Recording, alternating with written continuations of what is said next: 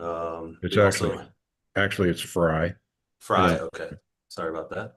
Um, Looks like we also have Kate Meehan here from the City Planning Department. Welcome, Kate. Hello. hi, Kate. Hi. Hi, Paul. All right. Mr. Fry, are you waiting on anyone else to join us for this? No, Okay. the owner has asked me to represent him. Okay, fantastic. I need to read through our hearing script. This will just cover the procedure for the hearing and then we'll get started. So this is the September 10th, 2025 session of the zoning hearing examiner docket. Again, my name is David Sturkey. I'm the zoning hearing examiner for the city. I'll be presiding over the hearing. The case before us today is case number ZH20250085. That's 4828 Sheffield Avenue. The purpose of this hearing is to allow applicants and any other parties to testify and to offer and refute evidence and testimony. This hearing will follow rules found in the zoning code and the supplemental rules of the zoning hearing examiner. All testimony and evidence that an applicant or any other party wishes to offer must be presented at this hearing. The hearing will proceed as follows. We'll start with Mr. Fry. Mr. Fry, I'll give you an opportunity to tell me about the project, what exactly it is that you're trying to do, the zoning relief that you're requesting today in order to complete the project, and then, of course, why you think that zoning relief is appropriate and should be approved. If we had anyone here from the public, which we don't, they would have an opportunity to speak after you've presented the case. I'll then turn it over to Ms. Meehan. Ms. Meehan can provide any testimony that she would like in addition to the staff report that she submitted on this case. In the event that any party testifies in opposition to this application, Mr. Fry, you'll have an opportunity to respond to that testimony offered in opposition and then make any closing statements. After all presentations have been made, I'll close the hearing. Decisions may be expected within 2 weeks. I may limit or exclude any testimony that I deem irrelevant or outside the scope of the application being considered. I may interrupt any speaker to ask questions or make any comments. All right, the last thing I need to do is just swear in our witnesses. The zoning code requires that anyone that's providing testimony during these hearings be sworn in prior to that testimony. So I'm just going to swear both of you in right now. If you could just raise your right hand, I'll need you to answer out loud. Do you swear or affirm that the testimony you shall provide will be the truth, the whole truth, and nothing but the truth? I do. I do. Okay, fantastic. Mr. Fry, if you're ready, we can go ahead and tell me about this project. Well, this project is located in the a hillside district, and part of the reason for the well, it's also in a residential SF6. SF6 zone, which is a residential zone that prohibits construction of an accessory building in the side yard. However, this building, this particular site is a hillside site, and the hillside, well, let me back up. The front of the house, the frontage, faces the south direction. So the backyard would be north,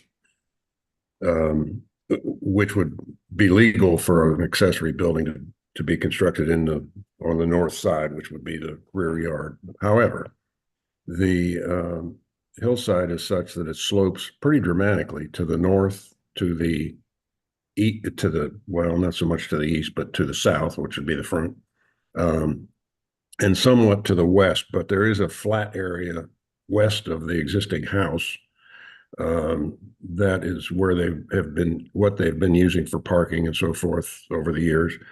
And what they would like to do now is build a building on that west side. Being that is a side yard, the zoning code prohibits that. So the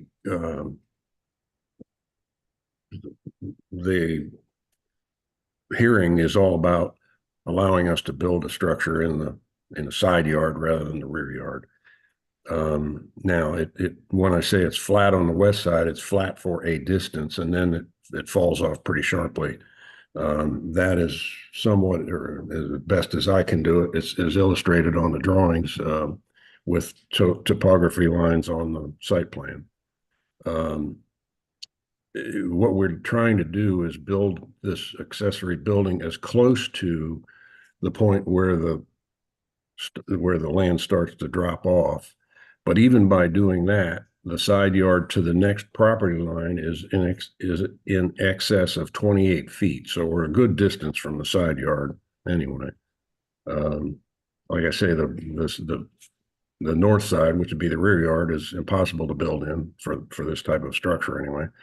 And even on the west side, we're we're faced with having to do drilled pier foundations and so forth, which makes it fairly expensive. But the owner really would like to have this. Prior to this project, what they've been doing is just parking out in the open on that west side. And they had a small structure there. It was almost a tent structure. It wasn't certainly not a permanent building of any kind, but he'd put his lawnmower and his, garden tools, things like that under there just to keep it out of the weather a little bit. That in and of itself was fairly unsightly. So what we're trying to do is build something here that's relatively small, as inexpensive as we can, and a place to him where he can store his lawnmowers and garden tools and things like that. Have a small workshop for himself, and as he put it, he'd like to go out there and smoke a cigar once in a while without bothering his wife. So it's about that as well. But it's a small structure, enclosed building, if you will. Order of magnitude, it's 250 square feet off the top of my head, but maybe a little less than that. And then a carport that's associated with it, which will be an open structure with the roof only.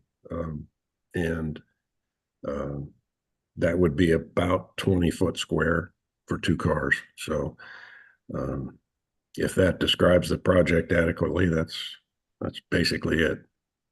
Yeah. Okay. So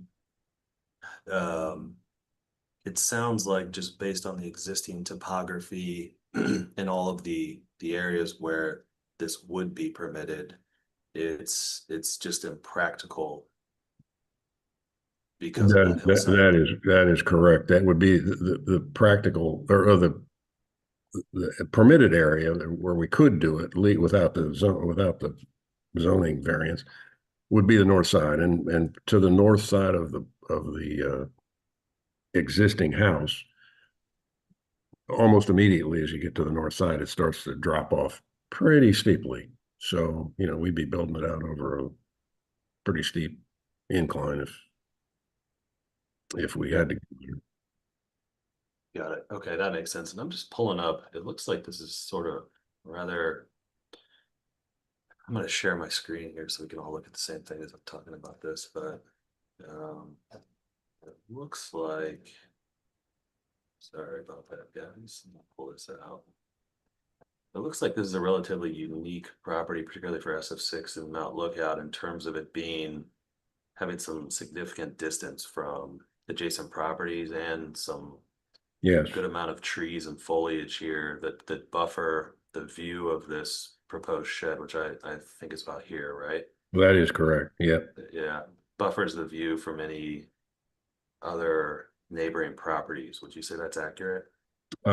Yes, and if between our property and those houses to the left of which is the west, that's a pretty good distance right there. I don't know what their backyard is, but Yeah. Is this a hillside here? Does this slope at all yeah, between? yes, it's Slopes down? very steep. Yes. Okay, so that's another sort of visual buffer. Okay. Yeah, in my report, I stated that I think that if we build this building the size that we're proposing in the location we're proposing, I don't know that you'd see that building from anywhere. I mean, from any other properties. I didn't mean from anywhere, but any other properties. Yeah. Okay. All right. Thanks. I think that's all the questions I had right now. Let's give Kate an opportunity to weigh in here if she would like. Kate? Thanks, David. So I think Paul did a pretty good job of explaining the need for the locational variance. No hillside relief is needed for this accessory structure. I think there is 2 feet of fill proposed, but that is certainly within the parameters that is permitted for the hillside without needing a hillside review. Obviously, there's no MBE or anything like that, so there is no hillside review that is needed here.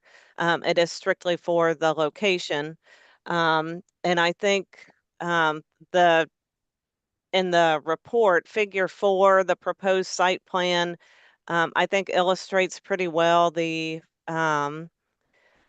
topography of the site, you can see how, the flat area is kind of at the top of the hill and then it slopes down on all sides from there. And, per the hillside regulations, the ideal condition is that you build on top of the hill and you're not building on slopes and things like that. And that is what is being done here. But they do need relief due to the location in the side yard and not in the rear yard.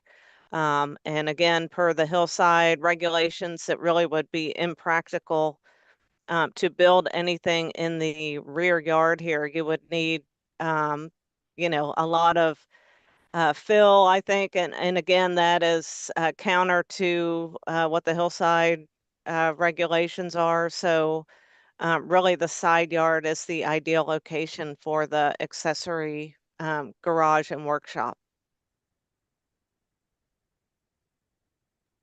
Okay, great, Kate. Thank you for that testimony, and thanks for your work on the staff report here. Sure. Mr. Fry, I'll turn it back over to you. Anything you want to say in response to Kate's comments, or anything else in closing or otherwise before we adjourn here today? Well, no, not much anyway. At least, but given the neighborhood that it's in, if you surveyed the other homes and whatnot in the immediate area, you'd find that probably most, if not all of them, have detached garages of some sort. So it's not an uncommon thing, and I think to prohibit them from having a place to park their cars that's out of the weather and a small structure to use for utility purposes. I think if we said to them that they're not allowed to do that, it would be grossly unfair, given the surrounding areas and the visual aspects that we just discussed and things like that make this a desirable project and something that I think would add value to the property. And by adding value to this property, it adds value to all the properties surrounding it in maybe a longer term, but it does do that. So Okay. that would be about what I would have to add, I think. Okay. Okay, well, I think we can leave it at that. I've had a chance to review the application materials and the staff report, and I agree with the testimony that I've heard here today. I think that it would be impractical to strictly enforce the zoning code of this project. I think it accomplishes or is at the very least considerate of the goals of the rear yard placement based on the orientation of this property and the topography of this property. I also agree with Ms. Meehan's comments about this being sort of, if we were to force it into the rear yard, of being counter to some of the hillside regulations. So based on all of that, based on the testimony here today, I am going to approve the application. I need to formalize that approval in a written decision. I mentioned at the beginning that typically takes about 2 weeks. I'll do everything I can to get that to you as quickly as possible. As soon as I finish the decision, I put it into a PDF and I'll email it to both you, Mr. Fry, and Ms. Meehan.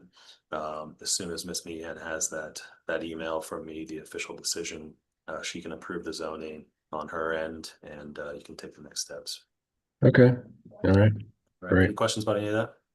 No, I had a slight mishap on the payment for this thing, but I guess they'll notify me before I can pick up a permit that I still owe them some money. Is that how that works? Kate, do you know? Do you know the answer to that, Kate? I wrote a check out of it. I didn't write the check. My daughter wrote the check on my behalf, and she accidentally grabbed a checkbook that I had laying around that is for an account that no longer exists. Bounced the check on the application? Well, it didn't bounce. It just didn't go it didn't go through. Okay. Okay. But I'll get a note about that, I guess, along with the application, along with the approval or something, I suppose. I think when you come in, I'm not sure about if the fee payment was for the zoning hearing. I guess Cassandra would be the person to handle that. But when you come in to pick up your permit, any fees, anything that you still owe, you'll pay at the time you come in to pick up your permit. So that's perfect. Yep. Okay, great. All right. Well, good luck with the project. Thanks for your time, your testimony here today. And yeah, have a great day. We're adjourned. Thank you. You too.